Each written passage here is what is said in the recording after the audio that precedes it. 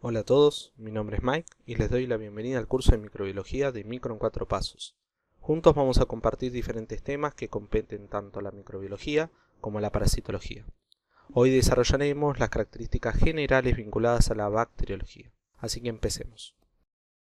Las bacterias son los seres vivos más simples que existen en nuestro planeta y fueron las primeras formas de vida que existió. A lo largo de la historia fueron y hoy siguen siendo los seres vivos más abundantes. Aunque existen muchísimos tipos de bacterias, todas comparten determinadas características básicas, y hoy intentaremos definir algunas de las principales. En general, todas las bacterias constituyen organismos unicelulares procariotas. Esto significa que están formados por una única célula, que además no posee un núcleo, sino una región llamada nucleolo, donde se ubica su cromosoma bacteriano, que es ADN doble cadena circular.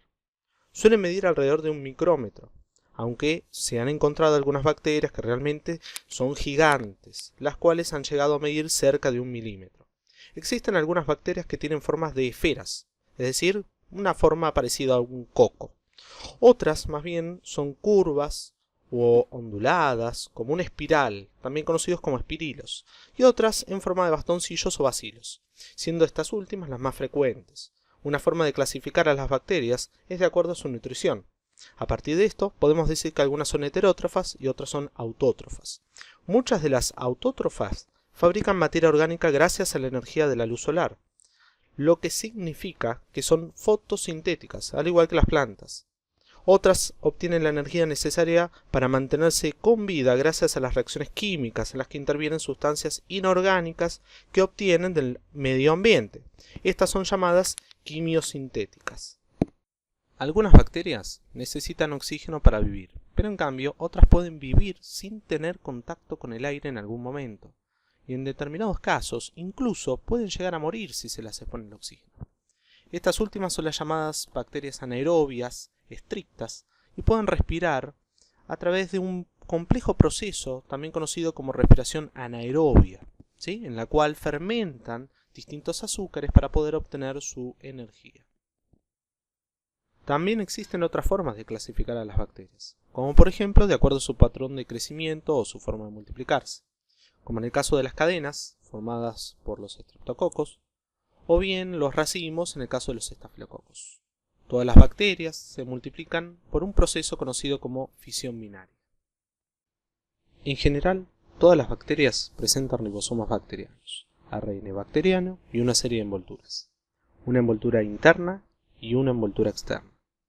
La envoltura interna está constituida por una membrana fosfolipídica, en la cual se alojan proteínas de transmembrana, con función porina tanto de influjo como de flujo. La envoltura externa varía según el tipo de bacteria. Puede llegar a estar compuesto por uno o dos elementos. En este caso, estamos observando que la envoltura externa está constituida por una pared y una membrana externa, envolturas típicas de una bacteria gram negativa, en la cual una pequeña lipoproteína, conocida como lipoproteína de Brown, une ambos elementos, la pared y la membrana externa. Un aspecto importante a tener en cuenta en el estudio de las bacterias radica en el hecho de tener la necesidad de poder visualizarlas. Para ello, se emplean diferentes tipos de técnicas y tinciones. La tinción clásica para visualizar a gran parte de las bacterias es la tinción de Gram, pero no todas podrán observarse luego de hacer la tinción. Aquellas bacterias que logren ponerse en evidencia luego de la tinción de Gram se llamarán bacterias Gram, y aquellas que no se llamarán bacterias no Gram.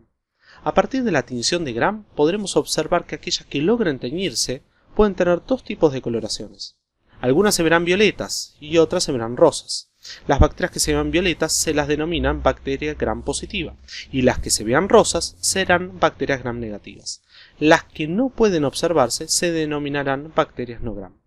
Para poder realizar la tinción de Gram necesitaremos 6 elementos: agua, un cronómetro, 2 colorantes, cristal violeta o rosa safranina o fucsinas, un mordiente, que puede emplearse iodina o lugol, y finalmente alcohol. Los invito a realizar junto a mí la tinción de Gram. Primero ubicaremos la muestra en un portaobjetos y le agregaremos cristal violeta. Esperamos un minuto y a continuación lavaremos el excedente. Luego seguiremos con el mordiente, en este caso iodina, pero recuerden que pueden utilizarse también lugol. Esperamos un minuto y lavamos el excedente. Nótese que hasta este momento todas las bacterias que tenemos en la muestra están teñidas de violeta. El siguiente paso es la decoloración, en la cual utilizaremos el alcohol. Esperamos en esta ocasión tan solo 30 segundos y procederemos a lavar rápidamente. Ahora, nótese que algunas bacterias decoloraran, mientras que otras permanecen de violeta. Finalmente, utilizaremos el segundo colorante, fucsina o rosa safranina, y luego de un minuto lavamos el excedente. Secamos la muestra y miramos al microscopio.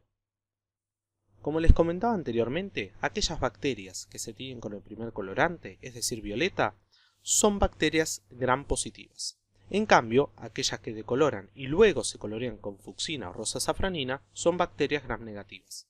Esta diferencia respecto a la decoloración está asociada a una de sus envolturas. La envoltura en cuestión es la pared.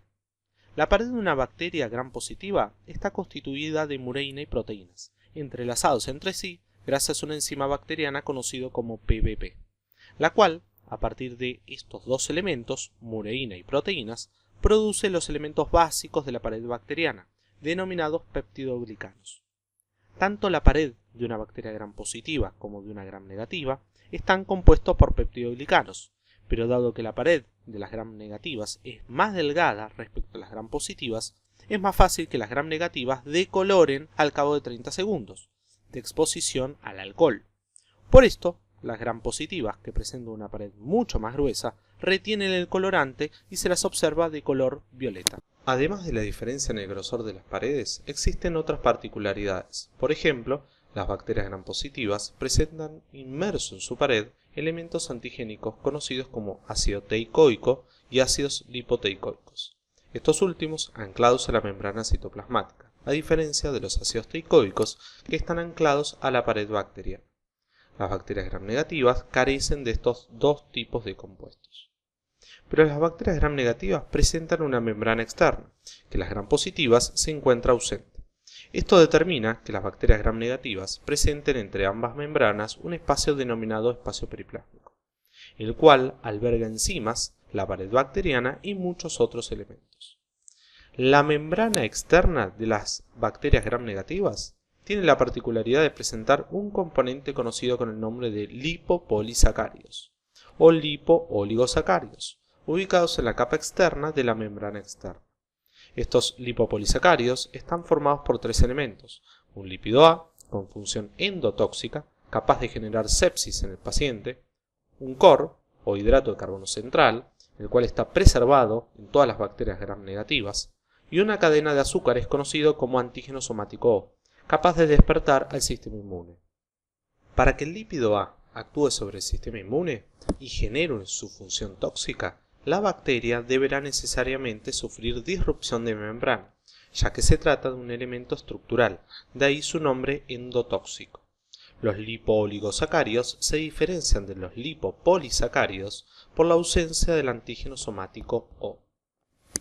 Otros componentes presentes en las bacterias gram negativas son las OMP, conocidas también como proteínas de membrana externa. Estas proteínas tienen tres tipos de funciones: una función porina, permitiendo el influjo y eflujo de distintas sustancias, tanto nutricias como antibióticas; una función lectina, es decir, que se une a azúcares y le permite la adherencia. Este tipo de lectina es de tipo afímbrica, ya que no está montada sobre una fimbria; y otra función antigénica. Por ello, esta proteína, en algunas bacterias, debe sufrir ligeros cambios en su composición para evitar ser descubiertas por el sistema inmunológico, a la vez que algunas bacterias pueden expresar y desexpresar este tipo de proteína en un proceso conocido con el nombre de cambio de fase. Las fimbrias son apéndices proteínicos de longitudes más cortas que un flagelo, y pueden encontrarse tanto en bacterias gram negativas como en gram positivas. Las fimbrias son utilizadas por las bacterias para adherirse de manera específica a las superficies, tanto entre las propias bacterias como así también a las células animales. Los términos fimbria y pili son a menudo sinónimos, pero fimbria se la suele reservar para los pelos cortos que utilizan las bacterias para adherirse a las superficies, en tanto que los pilis suelen referirse a los pelos ligeramente más largos que utilizan las bacterias durante el proceso de conjugación bacteriana, fenómeno por el cual transfieren material genético desde la célula donadora hasta la receptora. En ocasiones, las fimbrias no solamente permiten adherirse a una superficie, sino que también le permiten acercarse a una célula, es decir, le otorga una motilidad no flagelar, fenómeno conocido como twitching. Los flagelos son apéndices móviles que le permiten a la bacteria moverse en su medio. Están compuestos por alrededor de 20 proteínas, con aproximadamente otras 30 proteínas para su regulación y coordinación. El flagelo bacteriano está compuesto por un motor rotativo, compuesto por proteínas, situados en el punto de anclaje de este flagelo, que puede ser en una membrana plasmática, en un caso de una bacteria gram positiva, o en la membrana externa, en el caso de las gram negativas. El flagelo bacteriano está relacionado con el complejo del poro y con el sistema de secreción tipo 3, una especie de jeringa molecular que utilizan las bacterias para poder inyectar toxinas dentro de otras células. Estos flagelos pueden estar distribuidos en el polo de la bacteria, o bien perítlicamente, es decir, alrededor de toda la bacteria. Además, al igual que otros factores de virulencia mencionados anteriormente, los flagelos pueden presentar variación de fase. Un ejemplo de ello lo constituye la bacteria Proteus, que al encontrarse en un medio sólido expresa mayor cantidad de flagelos y le permite moverse con facilidad. Este fenómeno, que se observa en el Proteus, se denomina swarming. La cápsula constituye uno de los factores de virulencia esenciales para que las bacterias eviten ser opsonizadas por el sistema de complemento. De esta manera evitarán su posterior fagocitosis. La cápsula recubre la totalidad de la bacteria. Algunas bacterias pueden presentar cápsulas y otras no. Algunas tendrán cápsulas más gruesas que otras, pero su composición básica es de azúcares. Por ello se habla de cápsulas de polisacáridos. Tanto la cápsula como otros factores de virulencia que mencionamos antes pueden presentar variación de fase, variación antigénica e incluso tapizarse sustancias semejantes a nuestras células, proceso conocido como mimetismo molecular. Bueno, hasta aquí hemos visto muchas de las características generales de las bacterias, sus distintos factores de virulencia básicos, la tinción de Gram y la clasificación de estas. Espero que les haya gustado y los invito a compartir el próximo tema del curso. Hasta la próxima.